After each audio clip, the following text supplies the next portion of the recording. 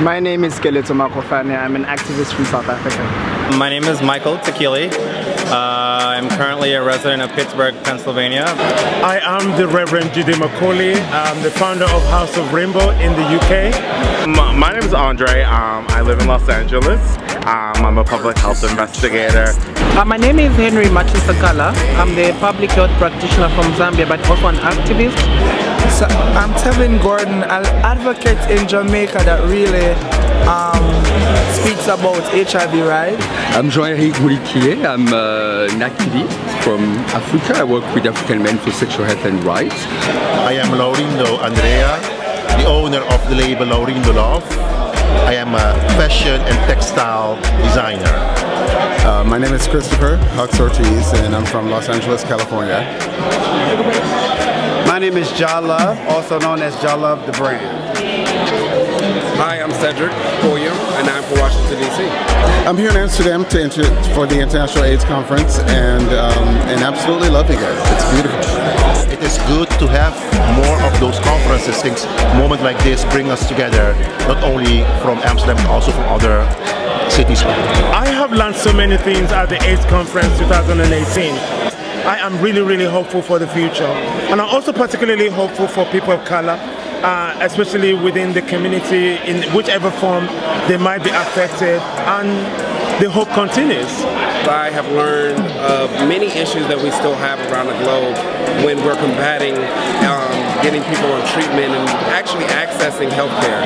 The inequities throughout the world is still alive, even in 2018. But yes, we all know that undetectable is untransmittable, and we have to look to the bigger picture. I know that most of the African countries have adopted the new HIV prevention strategy, which is called PrEP. We have to remember that there are still people around the globe that are still suffering. Testing and treatment for a black gay man in South Los Angeles may look different from someone who has more money, more power. We know that LGBT organizations have difficulty accessing funds, and we know that they serve the LGBT people. I'm actually trying to service black gay youth in Los Angeles, and out of a client base of 20, I was only able to get one person successfully on PrEP. There's so much that we still have to do to provide equitable access to healthcare, making sure that the settings are non-discriminatory and are not stigmatizing individuals. We need to get the faith leaders to start talking about HIV, destigmatizing, and also zero tolerance on discrimination.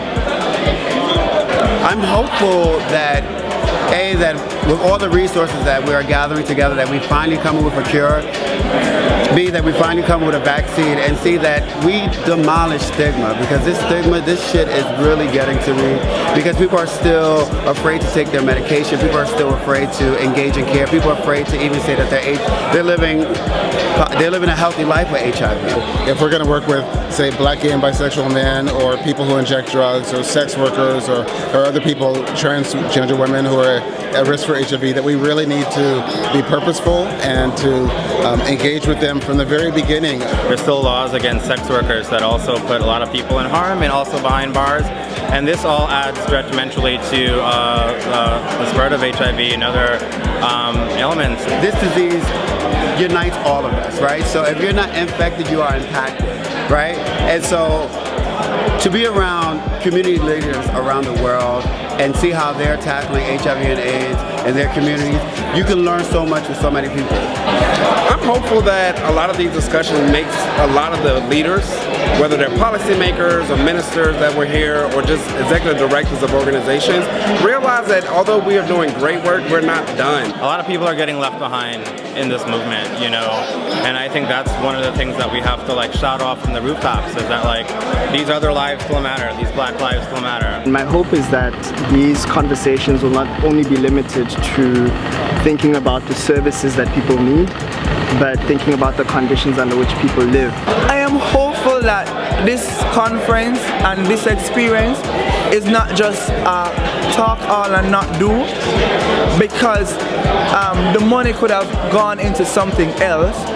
And I'm very hopeful that I will then see a society where there's not HIV and AIDS, and I'm hopeful that I may live to see that. If I've benefited information, I should not just keep the information to myself, but I should be able to go and share with my community so that they understand.